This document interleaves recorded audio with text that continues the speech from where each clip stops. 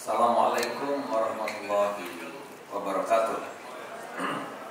Selamat pagi, salam sejahtera untuk kita semuanya.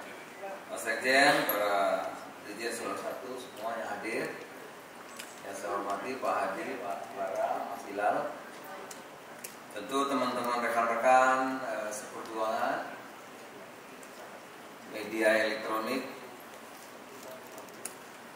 semuanya yang hadir. Saya pertama-tama tentu mengucapkan selamat Natal yang merayakan dan selamat tahun baru. Mudah-mudahan 2024 ini lebih sehat, ya,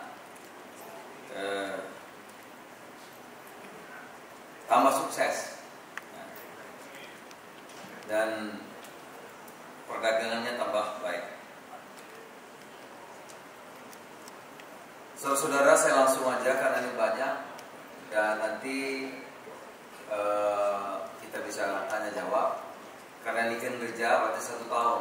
Kalau 1 tahun ya artinya semua akan saya sampaikan kepada teman-teman. Nanti yang ingin mendalami atau bertanya saya persilakan. Pertama-tama saya bersyukur kepada Allah Subhanahu wa taala, Tuhan yang Maha Rahmat dan Hidayahnya, sehingga kita masih diberi kesehatan, kesempatan terus menunjukkan pengabdian di bidang kita masing-masing. Dan pagi ini kita bersilaturahim untuk menyampaikan apa-apa yang sudah kami lakukan di awal tahun 2024 ini. Alhamdulillah saudara, tepat pada 1 Januari 2024 yang lalu, amanah sebagai Menteri Perdagangan yang dipercayakan oleh Bapak Presiden kepada saya memasuki 1,5 tahun. Jadi 1 Januari saya bertugas di sini 1,5 tahun. Di mana saya dipercaya untuk menjadi Mendak dalam situasi yang penuh tantangan.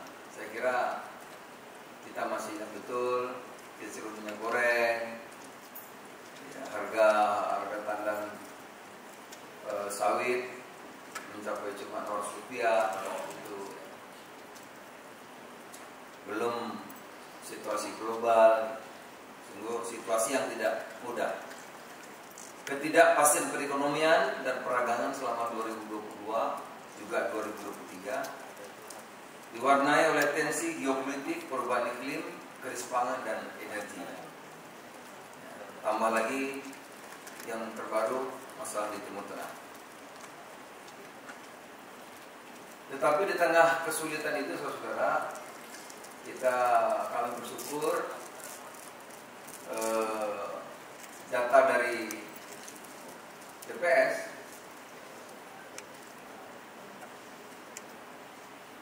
inflasi Desember 0,41. Berarti pemerintah berhasil mengendalikan persediaan, ya, bahan pokok menghadapi Natal dan Tahun Baru. Total inflasi kita tahun 2023 2,61%. 2022 5,51.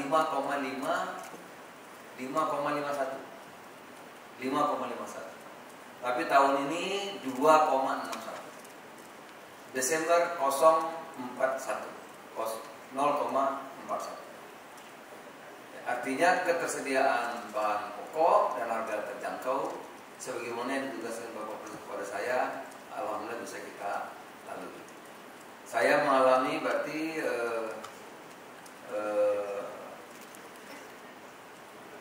karena dulu di tengah, jadi mengalami juga Nataru. Waktu awal saya kan Juni, ya kan, berarti sudah pernah mengalami tahun baru tahun lalu, Nataru juga, Natal tahun baru. Waktu itu juga kita bisa kendalikan di tengah ketidakpastian. Juga Lebaran baru sekali, ya, Lebaran sekali, nanti tentu akan datang lagi juga. Waktu Lebaran juga kita bisa mengendalikan. Jadi itu yang paling penting saya kira hari ini dalam pengendalian inflasi. Ini pemerintah, bukan Kemendak saja. Ya, ada Kemendak, ada Menteri Dalam Negeri yang tiap hari hari Senin rapat, mengendalikan inflasi kepada bupati, wali kota, gubernur dan lain-lain. Ada Bapanas, ada Kementerian Pertanian, ya tentu Kementerian Kementan dan lain-lain. Ini pemerintah. Juga kita mencatat surplus perdagangan positif sampai November, Januari-November 33,63 miliar dolar. Januari-November. Memang turun dibandingkan pada tahun lalu. Tapi surplusnya masih tinggi. Di sisi lain kita banyak berprestasi dalam perumusan dan implementasi kebijakan yang pro rakyat dalam rangka melindungi UMKM dan hak konsumen, antara lain terbitnya Permendag 31 tahun 2023 tentang PMSE dan pemusnahan pakaian bekas. Oleh karena itu kita tetap optimis menyambut 2024, tetapi waspada. Kata kuncinya adalah kolaborasi atau kerjasama para pemangku kepentingan stakeholder, yaitu pemerintah, pelaku usaha, akademisi, tentu teman-teman media. Saudara-saudara yang saya hormati, salah satu program prioritas pada saat saya dilantik dulu, satu setengah tahun yang lalu, adalah menjaga pasokan kestabilan harga minyak goreng. Alhamdulillah saat ini hal tersebut telah kita capai. Sepanjang 2023, program minyak goreng rakyat telah berhasil menyalurkan minyak goreng untuk kebutuhan konsumsi masyarakat sebanyak 3,26 juta ton. Dengan komposisi 64% masih curah dan minyak kita 36%. Minyak kita sebagai merek minyak goreng kemasan Kementerian Perdagangan yang digunakan oleh berbagai produsen dan pengemas telah tersalurkan ke 34 provinsi. Jadi hampir merata. Upaya stabilisasi harga minyak goreng dan barang kebutuhan pokok lainnya sepanjang tahun 2023 turut menentukan meredamnya laju inflasi di tengah ketidakpastian geopolitik global dan tingginya tingkat inflasi negara-negara di dunia. Memang kita Desember itu harga cabai melejit, itu musiman, kan musim hujan, panen gagal. Sekarang sudah, saya tadi pagi ke pasar sudah turun ya, rata-rata 70.000 di Jakarta, kalau di Jawa rata-rata 45.000 sampai 50.000, di Sumatera rata-rata 35.000, jadi sudah jauh. Selama 2023, tadi saya ulang lagi, inflasi kita 2023 2,61 ya. Desember kemarin 0,41. Ini terendah sepanjang reformasi ya, sepanjang reformasi. Apa yang Kemendag lakukan? Kita kata kuncinya adalah turun langsung, sebagaimana saudara lihat. Apalagi Pak Presiden kemana-mana juga ke pasar sama dengan kami gitu. Kita memantau secara intensif melalui sistem SP2KP di 679 pasar di 503 kabupaten kota. Nah, tiap hari kalau saya masuk kerja itu sudah di 679 pasar dan 503 pasar. Kalau ada pasokan yang terlambat, biasanya kita koordinasi. Masalahnya apa? Bisa kita atasi. Kita bekerjasama Kemendag dengan Badan Pangan Nasional, Bulog, terus mengakselerasi pendistribusian beras stabilisasi pasokan harga pasar atau SPHP. Ya, sekarang tadi pagi, kalau ada yang ikut saya tadi pagi, kita cek harga beras. Yang jual beras bilang, Pak, udah bagus Pak, beras sudah bagus. Artinya suplainya mulai lancar, harga cenderung turun walaupun baru sedikit. Yang pasti, yang sudah pasti tidak naik lagi. Ya, tidak naik. Nah, SPHP ini bagi ibu-ibu, bagi masyarakat yang keberatan disediakan oleh pemerintah seperti minyak kita, yaitu SPHP beras dari Bulog dan berasnya juga cukup bagus.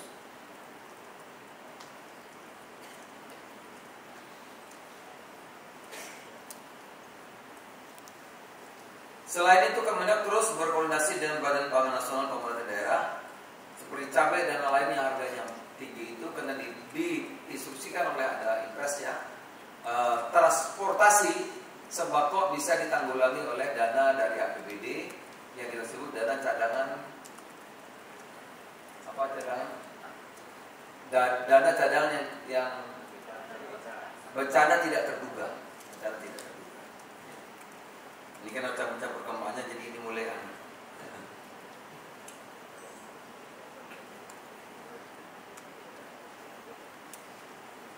Untuk komoditas yang berasal dari luar negeri, kita pastikan tepat waktu supaya Kemendak bekerjasama dengan Kementerian Perhubungan dan Kepolisian untuk memastikan kelancaran distribusi bako selama arus pergerakan lintas Natal dan Tahun Baru. Jadi kami ucapkan terima kasih kepada Kepolisian dan Perhubungan, banyak sekali membantu sehingga bisa lancar. Kalau kendaraan lain di traktor tidak boleh, tapi untuk sembako kan diperbolehkan. Untuk menghindari penimbunan, kita juga kerjasama dengan Satgas ya, untuk menjaga para spekulan untuk menghadapi Natal dan Tahun Baru. Kemendak juga membantu untuk menggerakkan warung-warung masyarakat yang sudah terlaksana hampir 1.000 lebih warung bantu rakyat. Fasilitas ini diberikan oleh kemitraan. Ini yang selalu saya sampaikan, ada CSR, ada juga dengan retail modern agar ada sambungan. Yang saya sebut 4 pilar itu ada perbankan, ada retail modern, ada juga e-commerce-nya. Diharapkan program ini bisa memperkuat, mendukung pertumbuhan percepatan UMKM kita. Saudara-saudara, Indonesia adalah salah satu negara yang tetap melanjutkan tren pemulihan ekonomi pada tahun 2020 terus berlanjut. Di tengah perlambatan pertumbuhan ekonomi negara mitra seperti RT Amerika Serikat dan tren penurunan harga beberapa komoditas ekspor utama kita antara lain CPO, batu bara dan produk nikel. Tren kita tumbuh tetap walaupun harga komoditi beberapa tadi yang disebutkan menurun. Kita bersyukur Indonesia sampai dengan triwulan 3 tadi ya, masih tumbuh rata-rata 5%. Kurang dikit tapi masih 5%. Pertumbuhan ekonomi ini didorong oleh konsumsi rumah tangga yang tumbuh sebesar 5,06%, seiring dengan kenaikan mobilitas yang terus berlanjut, daya beli masyarakat yang stabil, serta keyakinan konsumen yang tetap tinggi. Selama Januari-November 2023, surplus perdagangan tadi sudah sampaikan 33,63 miliar US dollar. Memang ini turun dibanding tahun lalu. Tetapi kita selama 43 bulan berturut-turut sejak Mei 2020 surplus terus. Sudah 43 bulan, rekor. Secara kumulatif nilai ekspor Indonesia selama Januari sampai November, ya, Desember belum, sebesar 236,4 miliar dolar, ya, dengan nilai ekspor non migasnya, ini non migas, sebesar 221,96 miliar dolar. 3 negara tujuan ekspor utama masih RRT, Amerika dan India. Adapun impor secara kumulatif selama Januari-November 2023 mencapai 202,78 miliar atau turun 6,8%. Nilai impor non migas Indonesia pada periode tersebut adalah non migasnya 170,32 miliar dolar. Sama negaranya Tiongkok. Kalau impor tuh Tiongkok, Jepang dan Thailand. Nah, hati-hati minum kelapa Thailand ini lebih nomor 3 impor dari kita. Jangan sampai durian, kelapa itu semua dari Thailand. Udah nomor 3 importir. Kita impor barang tuh nomor 3 dari Thailand. Ada Pak Wamen, terima kasih Pak Wamen. Kalian Pak Wamen capek ya, kampanye terus ya.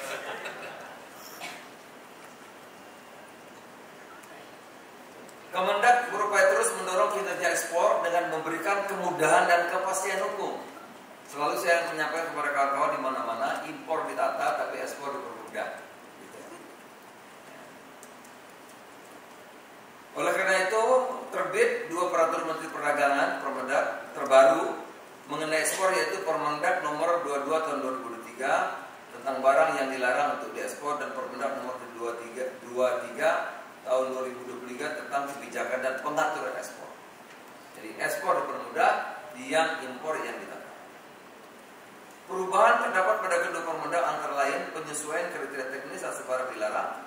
dan diatur ekspor pada produk pertambangan berupa timah, perpanjang relaksasi ekspor luas penampang produk industri, kehutanan kayu serta relaksasi waktu ekspor beberapa konsentrat produk pertambangan dan lain-lain. Dalam rangka memberikan stimulus bagi pelaku usaha dan eksportir untuk kemudahan ekspor, Kemendak telah melakukan penghapusan biaya. Dulu kalau baik biaya berapa? 25.000. Bukan 25-nya, ya 25-nya juga, tapi tambahan pekerjaan ini sudah dihapus. Sesuai dengan Permendak 34 tahun 2023. Sebagaimana arahan Bapak Presiden dalam rangka tata kelola impor barang konsumsi dan produk jadi yang adil dan sehat, agar industri dalam negeri tidak bersinggungan dengan industri sejenis dan UMKM, maka Kemendak menerbitkan Permendak nomor 36 tahun 2023 tentang kebijakan dan pengaturan impor yang mulai berlaku pada 10 Maret nanti karena perlu waktu 2024. Permendak ini untuk menata kembali kebijakan impor yang semula post border menjadi border. Dulu langsung dari luar negeri barang di mana yang termasuk untuk barang-barang konsumsi, pakaian, makanan, bedak, pakaian beauty, mainan, ya, ada lain konsumsi, itu bisa langsung ke toko-toko yang kita sebut post border itu sekarang nggak boleh. Harus melalui border diperiksa oleh KPBA dan beberapa yang masih melalui izin dari Kementerian Perdagangan. Istilahnya itu persetujuan impor, ya, PI, persetujuan impor. Karena memang di seluruh dunia kalau impor itu ya ditata. Ya. Walaupun kadang-kadang saya diprotes. Kok impornya susah sih Pak? Ya memang seluruh dunia begitu kalau impor. Kalau ekspor dimudahkan. Ya. Karena kita melindungi UMKM, melindungi industri dalam negeri. Karena kami tahu persis. Misalnya beberapa pabrik alat rumah tangga di Jawa Timur, teriak itu. Kalau impornya kita buka bebas karena pajak, teriak itu. Industri karpet, pakaian batik kita dan lain-lain. Ya. Oleh karena itu impornya ditata. Buktinya bahwa negara begitu.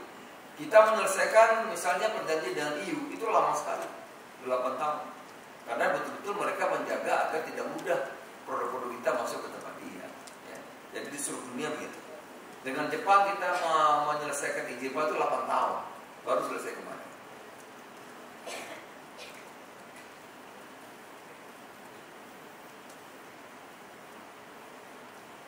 Permendak ini juga bertujuan untuk menata kembali tadi post border, juga kita permudah untuk PMI, pekerja migran Indonesia, di dalam Permendak ini.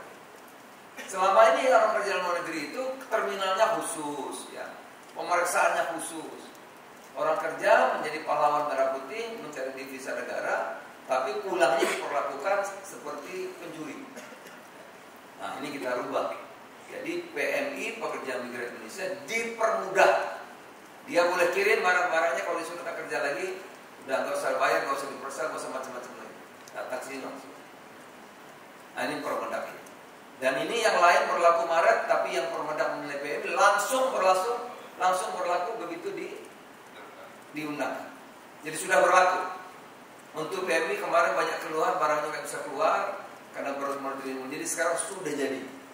Langsung berlaku, tidak perlu nunggu sampai bulan Maret. Jadi pekerja migran Indonesia kita permudah, bukan dipersusah tapi dipermudah. Bapak Ibu saudara yang saya hormati, di tengah perlambatan ekonomi akibat keadaan geopolitik dan lain-lain,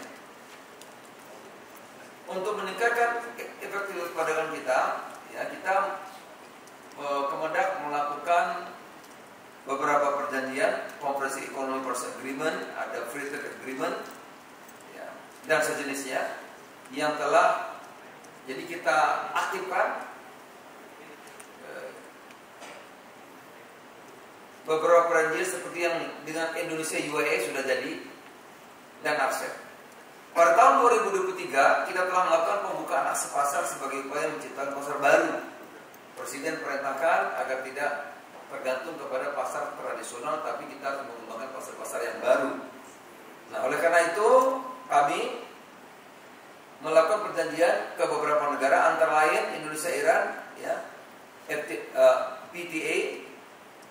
Sementara penandatanganan Indonesia UIA SEPA 2002 sudah kita implementasi yang 1 September sudah disetujui oleh DPR dengan UIA. Demikian juga RCEP Indonesia Korea SEPA sudah sejak 2 Januari sudah bisa dimanfaatkan oleh para pelaku usaha. Kalau dengan UIA itu emas, dulu ada tarifnya, sekarang nggak lagi. Banyak sekali kita ngirim emas. Kita juga telah menandatangani sebuah perjanjian perdagangan, yaitu Indonesia Malaysia Border Trade Agreement, ya, perbatasan, International Coffee Agreement tahun 2022, protokol kedua perubahan ASEAN Australia New Zealand Free Trade Agreement, ya, kita dengan Australia New Zealand sudah. Beberapa perjanjian perdagangan yang telah diselesaikan antara lain protokol pertama perubahan ASEAN Hong Kong FTA sudah, memperbaharui ketentuan spesifik barang. Protokol perubahan Indonesia Jepang 8 tahun sudah selesai kemarin waktu bawa ke sana. Saya diajak untuk karena pas Sabtu Minggu lagi zamannya ini, saya pamit diwakili oleh Gubernur. 8 tahun IJPA ini sudah kita selesaikan. Tentu perjanjian-perjanjian ini kita diharapkan dipergunakan seoptimal mungkin oleh pelaku usaha, ya, agar memberikan manfaat yang lebih banyak. Pada tahun 2023 Indonesia mendapatkan mandat untuk menjadi tuan rumah ASEAN, memegang keketuaan ASEAN 2023. Tentu keketuaan ASEAN juga memberikan capaian penting dalam bidang ekonomi, khususnya perdagangan, yaitu penyelesaian 7 prioritas ekonomi ASEAN. 7 prioritas yang kita rapatkan di mana? Semarang, ya. Semarang, kan? Semarang waktu itu 2 hari, 2 hari atau 3 hari? 4 hari, lupa. Banyak kampanye. Pertama, penyelesaian kerangka kerjasama fasilitasi jasa ASEAN Service Specialization Framework. Jadi standarnya kita minta sama, dokter gitu, ya, perawat, arsitek, itu ASEAN itu standarnya sama.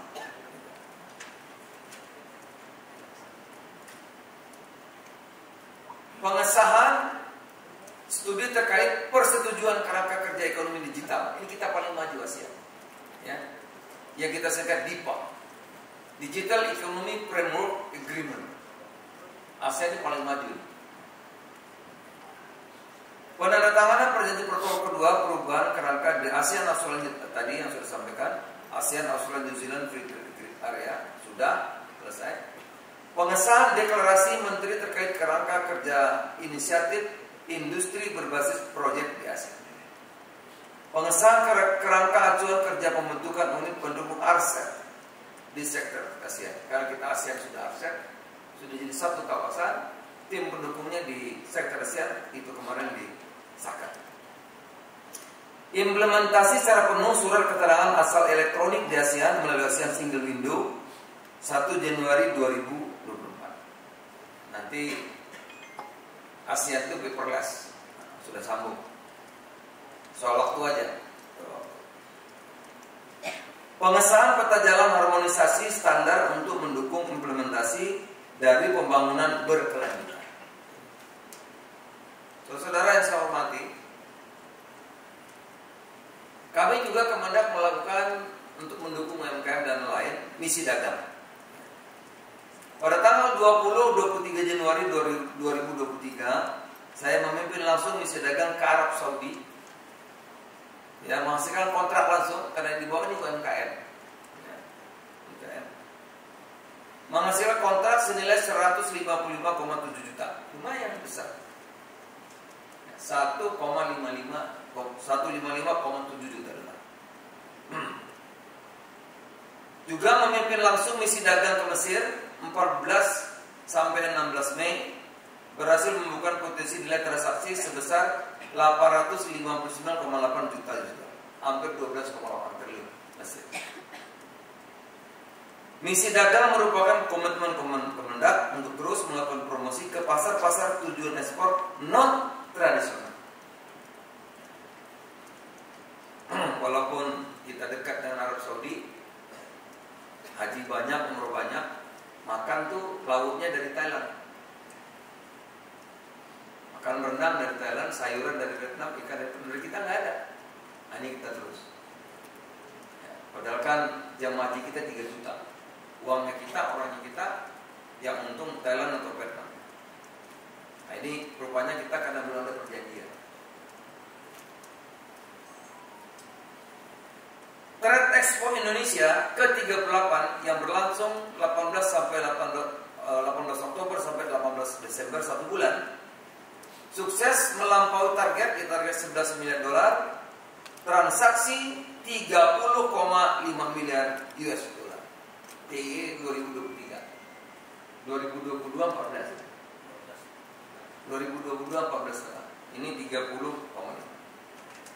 Nah, saudara-saudara, apa saja ini? ini ya. 63% itu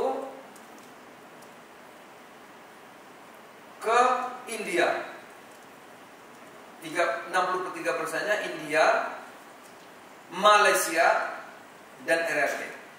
Nah, beda kan, pasaran sudah ada Malaysia. India 7,58 miliar dolar kontraknya, Malaysia 6,3,2, ya, dan RT 5,59. Dari segi pengunjung, Trade Expo Indonesia 2023 dihadiri hampir 40.000 orang, hampir 38,9, hampir 40.000 dari 116 negara. Ini sekali lagi kata kuncinya kolaborasi. Ini dubes-dubes bantu, Menlu bantu, Gubernur bantu, Bupati bantu. Kerjasama.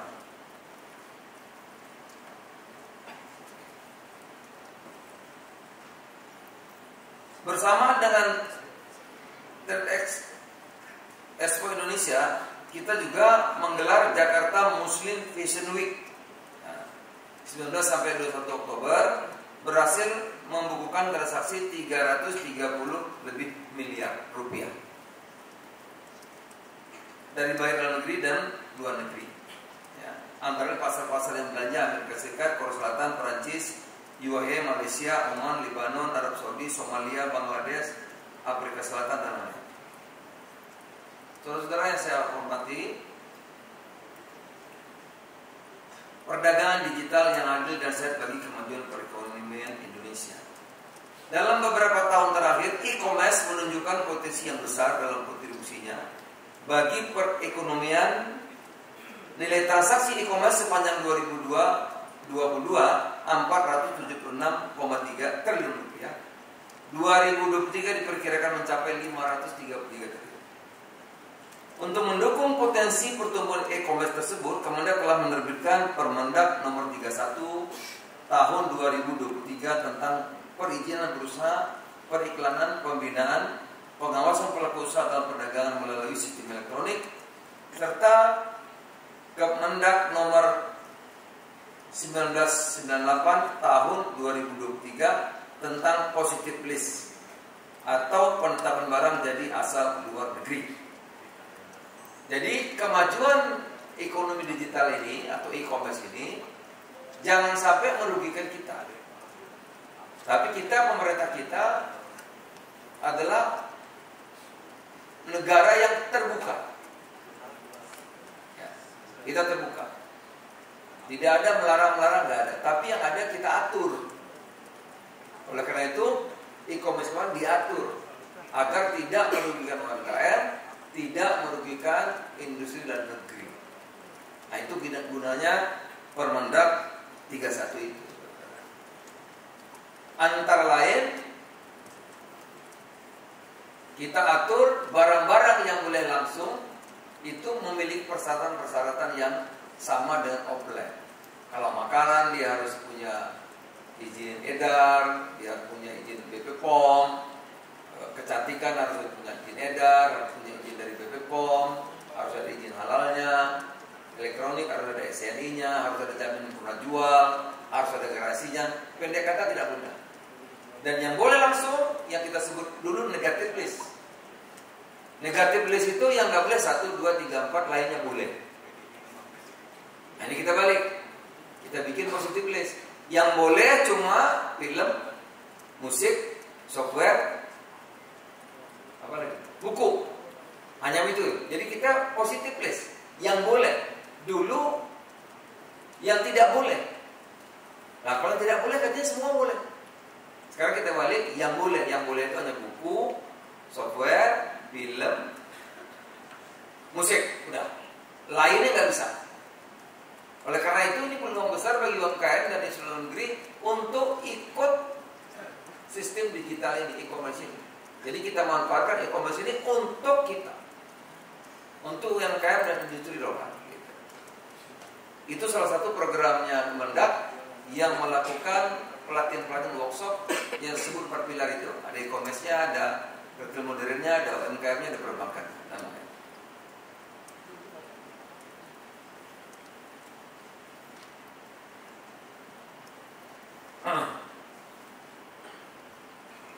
Kemendak juga bekerja sama dengan seluruh stakeholder ya untuk melakukan giat Hari Belanja Online Nasional atau Harbolnas. Ya. Bayangkan Harbolnas 2023 tercatat transaksinya sebesar 25,7 triliun, meningkat 2,9 triliun dibandingkan Harbolnas tahun 2022.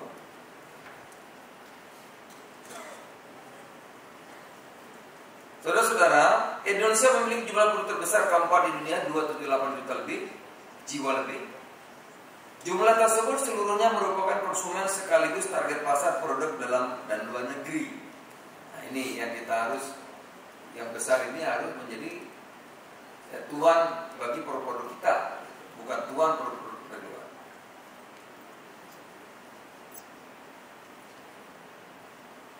Berdasarkan hasil survei Indeks Keberdayaan Konsumen (IKK) yang dilakukan Kemendak tahun 2023 di 34 provinsi menunjukkan bahwa nilai IKK sebesar 57,04 meningkat dari 53,23. Ini dalam kategori mampu, artinya konsumen Indonesia mulai mampu menggunakan hak dan kewajibannya untuk menentukan pilihan terbaik, termasuk menggunakan produk dalam negeri bagi diri dan lingkungannya.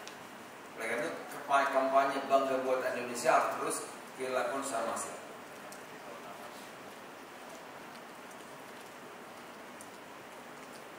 Sepanjang tahun 2023, Kemendak telah melakukan pengawasan terhadap 1061 pelaku usaha yang terdiri dari 497 pelaku usaha hasil pengawasan kegiatan perdagangan dan 564 pelaku usaha hasil pengawasan post border. Merespon maraknya peredaran barang yang dilarang importasinya sesuai ketentuan Permendak nomor 40 tahun 2002 ya, dan seterusnya, saya pimpin langsung pemusnahan senilai 174,81 miliar barang-barang yang kita anggap ilegal, termasuk pakaian bekas, minuman-minuman yang tanpa izin. Perlindungan konsumen juga diberikan untuk perdagangan komoditas termasuk aset kripto. Pada periode Januari-November 2023, total nilai transaksi kripto tercatat sebesar 122 triliun, sedangkan pedagang aset kripto yang telah terdaftar di Bapti dan bursa tercatat sebanyak 32 calon pedagang fisik aset kripto. Seluruhnya sekarang ini dalam proses uji kelayakan. Dengan disahkannya Undang-Undang Nomor 4 Tahun 2023 tentang penguatan dan pengembangan sektor keuangan atau disebut Undang-Undang P2SK, kewenangan pengatur pembinaan dan pengawasan aset kripto akan beralih dari Bapti ke OJK dan Bank Indonesia, sehingga OJK, BI, Kemenko dan Bapti tengah menyusun rancangan peraturan pemerintah untuk segera difinalisasi. Ini berlakunya Januari 2024. Januari 2025. Sebagai sistem inovasi perdagangan, Kemendak telah meluncurkan bursa CPO. Ya, kita penghasil CPO terbesar, tapi kita ikut Rotterdam, kita ikut Malaysia. Nah, ini kita sudah punya. Ya. Pada tanggal 13 Oktober 2023 untuk pasar lokal dan bersifat voluntary, ya, jadi bebas. Tujuan bursa CPO adalah membentuk harga seacuan CPO yang transparan, kredibel, real time, sehingga dapat menjadi acuan dalam penentuan harga patokan ekspor. Ini. Jadi kalau pengusaha kita ikut, berarti mereka menentukan harganya. Tapi kalau mereka tidak ikut di bursa, ya dia akan ikut Rotterdam. Kadang-kadang harganya tinggi atau ikut Malaysia.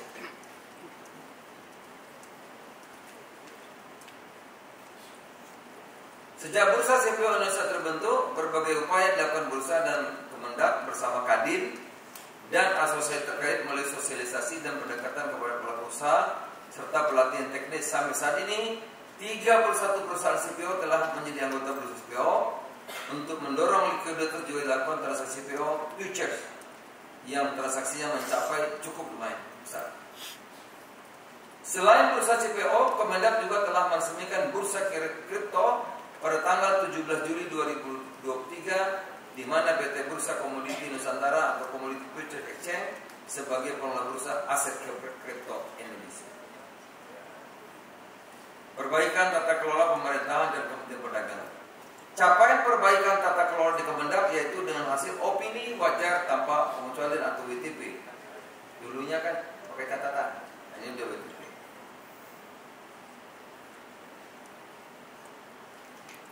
Untuk menunjukkan akuntabilitas kinerja dan keuangan, Kemendak telah melaksanakan reformasi birokrasi, sistem pengendalian intern pemerintah, manajemen risiko, efektivitas penanganan korupsi untuk menerapkan pengelolaan risiko korupsi dan lain-lain.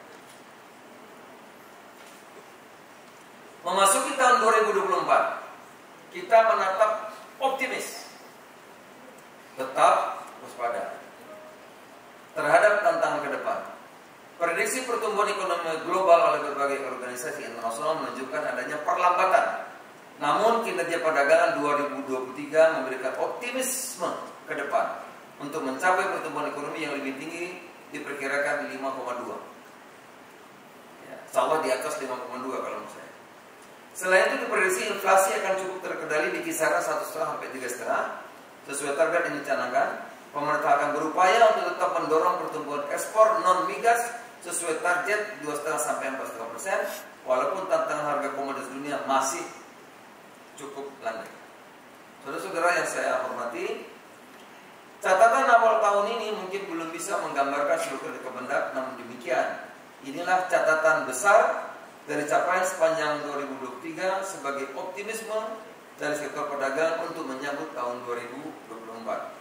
Kami akan terus proaktif, responsif, antisipasif terhadap dinamika perekonomian dan perdagangan global dengan mengeluarkan berbagai strategi kebijakan.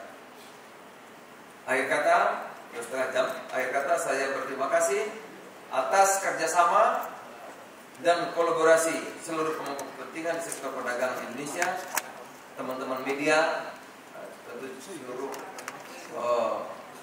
kawan-kawan seperti teman Kemendak, dengan Kapolri, Menteri Dalam Negeri, Bapanas, Bulog, Satgas, pemerintah daerah, pada gubernur dan semuanya. Mari kita lanjutkan kerjasama dan kolaborasi ini untuk mendorong perdagangan Indonesia tumbuh lebih baik dan lebih bermanfaat bagi seluruh rakyat Indonesia. Terima kasih. Selamat pagi. Assalamualaikum warahmatullahi wabarakatuh. Waalaikumsalam. Kami mohon Bapak Menteri untuk tetap di tempat, kita laksanakan tanya jawab, Pak. Silakan. Silakan, mungkin yang pertama tadi ya di sebelah sini. Iya. Mohon disebutkan nama serta asal dari medianya serta pertanyaan singkat. Terima kasih. Selamat pagi Pak, saya Dova dari Bloomberg Technos. Mau tanya, tadi kan untuk target ekspor 2024 pertumbuhan di non migas disebutin sekitar 2,5 ya kalau nggak salah Pak. 2,5 sampai 4,5 Pak. Target pemerintah. Nah itu komoditas yang mau diandalkan itu apa Pak? Apakah masih sebatas CPO sama batu bara? Dan kalau misalnya iya, gimana bisa meningkatkan atau mencapai target tersebut? Karena kan secara demand China itu masih belum pulih total ya Pak. Karena tadi tujuan negara ekspor China masih ada. Nah, sama mau nanya soal isu yang berkembang juga Pak. Tadi tentang minyak kita, tadi kan disebutin ya Pak programnya. Beberapa waktu lalu minyak kita Pak Zulhas temukan juga di pasar Senen ketika meninjau itu harganya lebih dari HET yang ditetapkan pemerintah. Nah, dengan hal tersebut, apa Pak tindak lanjut yang dilakukan oleh Kemendak? Apakah Kemendak akan meningkatkan HET atau merevisi HET tersebut? Selain itu, tadi Pak Mendak juga ngebahas soal berkali-kali tentang Permendak 31 Pak. Jadi kalau misalnya soal TikTok, Tokopedia itu mengakui kalau sistem transaksi itu masih full di TikTok Shop. Nah ini Kemenko UKM juga, Menko UKM Pak Teten katanya juga timnya sudah bertemu dengan Kemendak dan katanya akan memanggil TikTok. Nah ini tindak lanjutnya dari Kemendak itu seperti apa? Apakah akan memanggil TikTok dalam waktu dekat dan apakah akan perintah tegas TikTok Shop untuk stop dulu sampai sistem pembayaran benar-benar pindah ke Tokopedia. Sama ini Pak, Mendak kan kabar yang beredar melanjutkan kebijakan DMO untuk minyak goreng ya Pak. Nah ini mungkin bisa dijabarkan Pak, kenapa kebijakan ini dilanjutkan di 2024 dan apakah ini bisa membuat harga minyak stabil? Oke, terima kasih. Bagaimana agar pertumbuhan ekspor kita itu target pemerintah 2,5 sampai 4,5. Pertama kita mengembangkan pasar baru yang non tradisional. Ya. Apakah andalannya CPO? Tetap CPO, batubara, dan hilirisasi seperti nikel, tentu juga manufaktur, produk manufaktur dan juga produk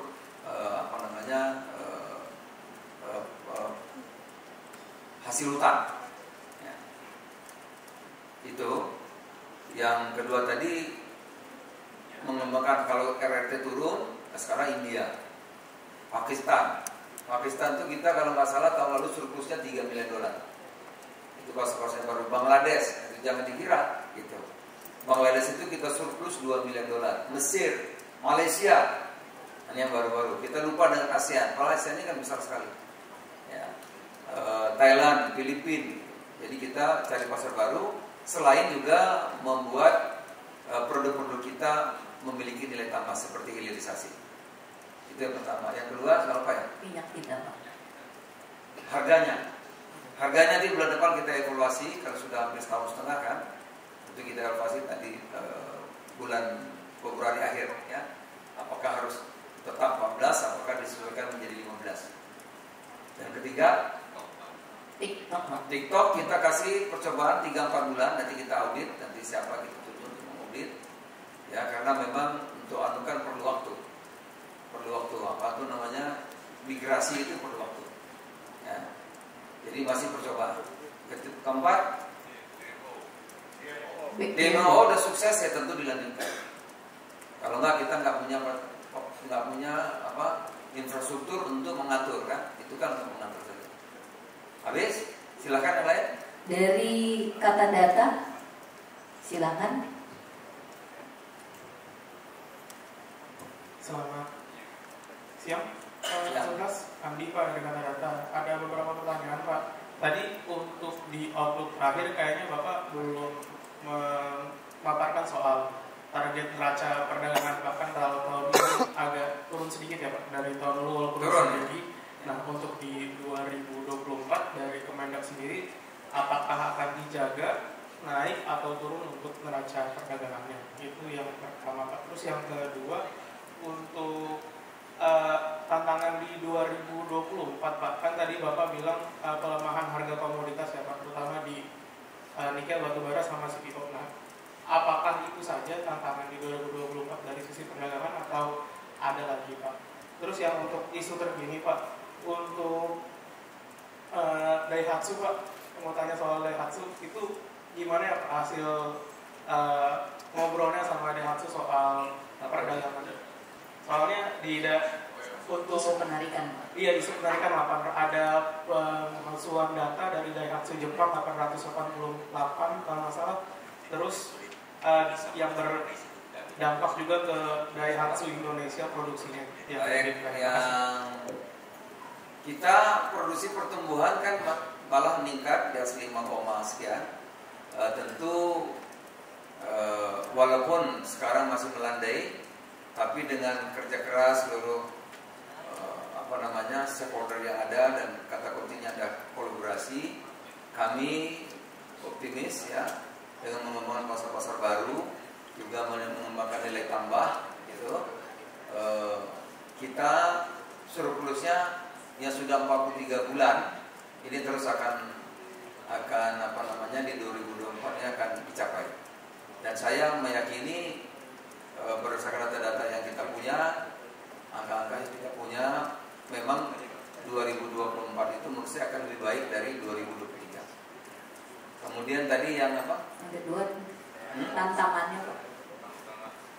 Tantangan selain dari migas yang tadi disampaikan, ada tantangan lain di 2024 atau tidak? Ya tentu saya katakan tantangan hampir mirip geopolitik, ekonomi yang melambat, tapi ya berdasarkan data yang ada sekarang ini kita meyakini 2024 akan lebih baik. Yang berikutnya isu Daihatsu. Daihatsu, apa jawabnya? Izin saya tambahkan Pak Menteri terkait dengan isu tanda uji keselamatan Daihatsu yang beredar hasil informasi dari Jepang. Kita sudah klarifikasi di Astra Daihatsu Motor Indonesia dengan eksekutif officer. Di situ sampaikan bahwa untuk tipe hybrid Rocky dan Race itu tidak diproduksi di Indonesia. Sedangkan produksi Daihatsu yang ada di Indonesia itu sudah memenuhi Peraturan Menteri Perhubungan Nomor 33 tahun 2018 tentang pengujian tipe kendaraan bermotor. Terima kasih Pak Menteri. Jadi yang dimasalahkan itu tidak diproduksi di sini. Hah?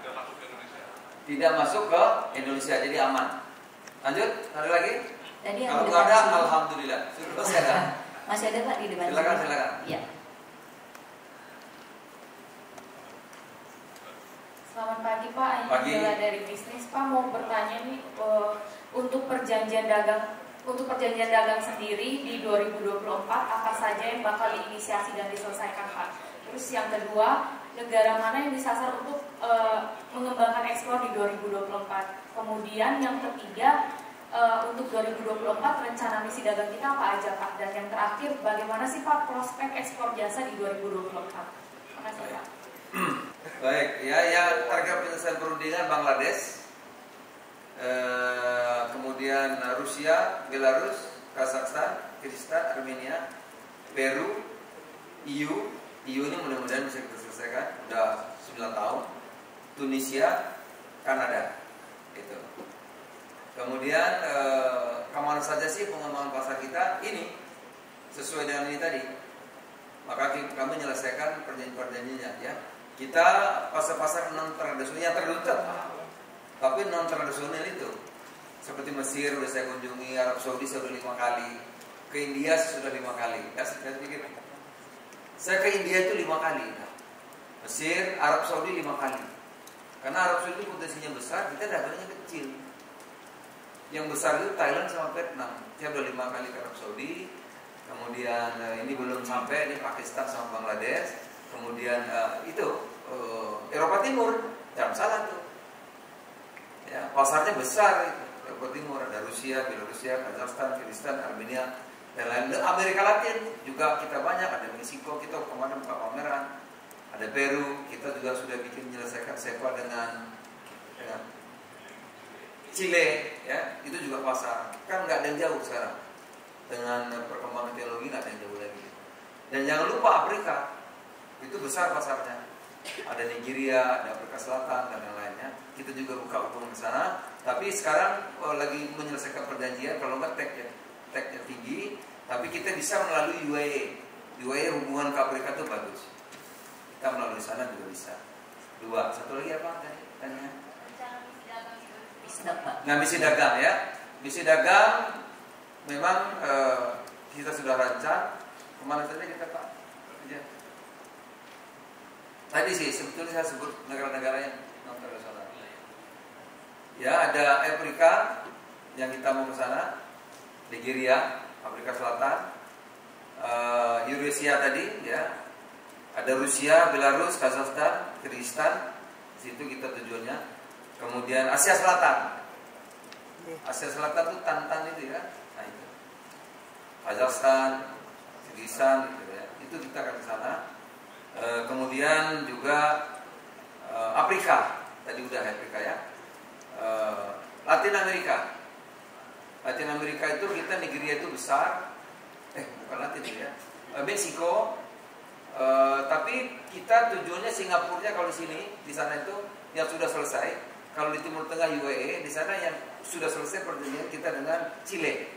Nah, jadi Chile, mungkin waktu dekat kita akan ke Chile tahun ini. Saya kira itu. Apa? Nah, itu yang kita kerjasama termasuk dengan Jepang. Ya, jangan salah loh, itu kita punya ahli-ahli IT luar biasa sekarang dipakai Jepang untuk software seluruh rumah sakit. Ya kan?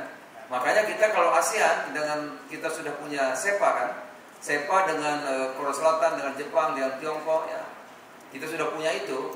Nah itu nanti standar jasa itu disamakan, arsiteknya dan lain-lain kita bisa samakan. Nah, kita juga sudah masuk ke Eropa, Eropa juga tenaga kerja perlu banyak, Jepang orang tenaga kerja banyak sekali. Kita desa-desa di Jepang tuh kosong, jadi tenaga kerja kita bisa masuk. Banyak. Kalau software kita sudah hampir kita semua di sana. Kemarin saya di Australia, ya, itu anak-anak muda Indonesia itu yang bikin tanda-tanda elektronik seluruh Australia itu nanti orang Indonesia, anak muda udah buka di sana. Gitu. Itu yang saya mengenai jasa. Jadi jasa itu sebetulnya sangat prospek. Nah, karena kita ini orang Indonesia itu apalagi di seni ya, kreatif. Kalau industri kreatif itu tuh unggul sebetulnya dibanding teman-teman yang lain. Silakan yang lain. 2 pertanyaan terakhir mungkin yang di depan ya, sana. Selamat pagi Pak, saya Bernadette dari kantor berita Reuters. Mau tanya pertama mengenai kuota impor gula Pak. Tahun ini diputuskan berapa kuota impor gula rafinasi dan apakah akan ada impor untuk gula konsumsi white sugar, berapa kuotanya untuk masing-masing. Kemudian mau tanya juga mengenai demo sawit. Tadi kan datanya dari Kemendak tahun 2023 itu sudah tersalurkan demo 3,26 juta ton ya Pak. Nah itu kan dikaitkan dengan hak ekspor. Berapa sih Pak hak ekspor yang terbit dari penyaluran demo tahun lalu? Kemudian juga mau tanya apakah tahun ini rasio demo yang sekarang berlaku dianggap sudah ideal atau pemerintah ada rencana untuk mengubah lagi rasio demo-nya? Dan terakhir Pak, kan nanti akhir tahun ini EU akan mengimplementasikan regulasi anti deforestasi mereka yang akan berdampak ke sejumlah komoditas unggulan ekspor Indonesia ya, termasuk sawit, kakao, dan kopi. Nah ini persiapan dari pemerintah Indonesia sendiri seperti apa? Terima kasih. Ya, tentu dengan EU kita berusaha keras agar segera selesai EU SEPA itu ya. Ya, EU SEPA itu bisa kita selesaikan. Mudah-mudahan dengan itu kita bisa menyelesaikan apa yang menjadi barrier, halangan di EU deforestasi itu. Ya. Dan udah 9 tahun, 8 tahun, 8 tahun. Ini Pak Jatmiko ini kerjanya all out ini. Yang berikutnya gula itu bukan kami yang menentukan tuh neraca komoditas di Menko. Kadang-kadang teman-teman media belum sekarang seluruh makanan itu diputuskan di Pak Menko ya, neraca komoditas namanya. Nah kemarin sudah diputuskan di Menko, ada suratnya nanti bisa diminta, ada surat dari Menko putusannya. Jadi ini saya putuskan, ini bukan kewenangan saya. Saya kalau diputus sana kita numpang lewat gitu aja. Gula rafinasi itu berapa ya? Nanti detailnya nanti ada surat Menko bisa diambil, di copy kasih mereka. Jadi bukan saya mutusin, ya, yang memutuskan dari Pak Menko berdasarkan ratas. Nanti copy suratnya dari Menko ada, baru saya baca kemarin kalau nggak salah, nanti disampaikan teman-teman. Tapi seingat saya rafinasi itu industri itu 3,6 juta. Kemudian gula rafinasi untuk konsumsi itu kira-kira 700.000. Nah, itu yang saya ingat. Karena itu kan teknis, ada daging, ada apa yang diputuskan di sana itu banyak. Nanti bisa dikasih dari Pak Budi. Ada GKM, ada GKP, ada GKR namanya, banyak sekali. Ada juga jagung, ada lagi apa lagi itu? Beras, ada gula, ada ikan, banyak yang diputuskan. Pokoknya itu ada 3-4 lembar. Nanti dikasih datanya. Yang berikutnya data mengenai ekspor CPO ya. CPO itu secara umum kita produksinya itu kira-kira 50-an 54 juta. Ya, ada 13 juta untuk B20. Ya, ada yang CPO, ada yang diolah untuk menjadi minyak goreng. Saya juga minta nanti datanya dikasih aja Pak Budi. Ya, data diterima itu, saya nggak apa. Itu mengenai CPO. Terus apa lagi tadi? Neraca komoditas nanti dikasih, mengenai CPO nanti dikasih, lengkap ada datanya. Apalagi? DMO Pak. Ya udah, nanti ada di situ datanya ya. Lengkap dari Pak Izi Karim. Mana? Izi Karim. Oh, ada ya, nanti kasih semua lengkap datanya. Kalau komoditas, gula dan lain-lain dari neraca komoditas. Terakhir siapa lagi? Baik, silakan. Satu penanya lagi. Saya Galuh Pak dari Aktara. Ya. Mau nanya Pak, tadi kan Bapak untuk target pertumbuhan ekspor non migas itu kan disebutinnya kayak 2,5 sampai 4,5%. Iya, target pemerintah. Nah ini kalau untuk nilainya sendiri berapa Pak? Untuk nilai target ekspornya, nah terus apa saja upaya pemerintah? Tadi kan kita ekspornya kita yang non migas itu berapa tadi? 200 sekian ya. Berarti kita, saya nggak hafal satu.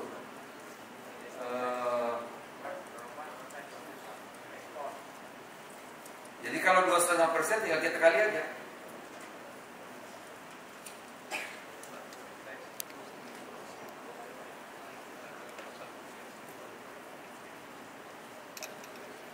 Tadi udah saya sampaikan kan berapa ekspornya yang nilainya ya. Mana tadi?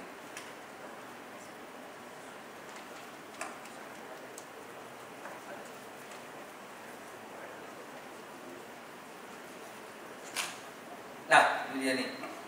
Ekspor non migas 221. Ya targetnya berapa? Antara 2,5 sampai 1% kali ini. Kira-kira target pemerintah. Nah yang terakhir Pak, bagaimana kinerja perdagangan Indonesia dengan China di 2023 dan prospek untuk 2024 seperti apa? Kita dengan Tiongkok masih nomor 1, ya perdagangan kita terbesar, tapi imbang. Tapi 2 tahun terakhir ini kita surplus $1 miliar lebih. Walaupun data kita defisit $1 miliar, tapi data Tiongkok kita surplus. Gitu. Karena mereka ngitungnya kalau barang dari origin. Kalau barang kita, tapi dia ekspor Singapura, dia tetap mengakui barang kita. Paham nggak? Kalau kita kan ekspor ke Singapura, tapi Singapura terus ke Tiongkok. Tiongkok ngaku itu buat Indonesia. Tapi kita kan enggak, kita nggak ekspor ke Tiongkok, kita ekspornya ke Singapura gitu. Itu beda datanya begitu. Jadi dia mengaku kita surplus $1 miliar, tapi kita mengaku kita defisit $1 miliar, dan dia masih ranking pertama. Ya, ranking kedua dengan India ya. Dan dia berikutnya Amerika. Tapi surplus tertinggi dengan Amerika. Hampir $16 miliar, dengan India itu $14 miliar, banyak. Jadi kita memang tren pasarnya pasar-pasar baru sekarang. Ya kalau Eropa udah melambat sekali. Tapi tetap, ya itu juga penting. Saya kira demikian, terima kasih. Prospeknya Pak, izin satu lagi 2020. Akan lebih bagus daripada 2024 trennya ya. Terima kasih, selamat siang. Nanti makan bakso bareng, bawa lagi misi-misi. Assalamualaikum warahmatullahi wabarakatuh. Terima kasih banyak teman-teman sudah hadir di tempat kami. Waalaikumsalam warahmatullahi wabarakatuh.